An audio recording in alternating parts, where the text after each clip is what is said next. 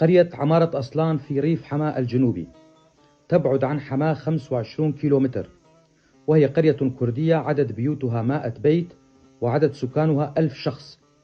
أبناء القرية من عشيرة حيدر الكردية العريقة، يعملون بالزراعة. نسبة التعليم فيها 80%، منهم الأطباء والكثير من المعلمين.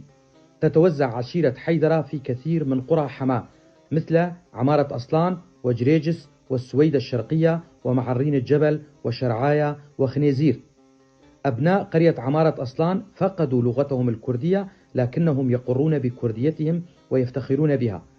تتمتع القرية بموقعها الجميل المطل على نهر العاصي.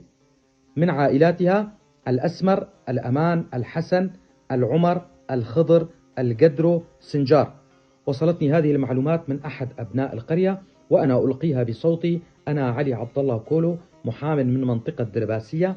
أتمنى على أهلنا في قرية عمارة أصلان أن يعودوا إلى لغتهم الكردية، يتعلموها ويعلموها لأبنائهم. لغتنا الكردية كبقية اللغات هدية من الله، علينا أن نتعلمها ونعلمها لأولادنا. دمتم أهلنا في قرية عمارة أصلان.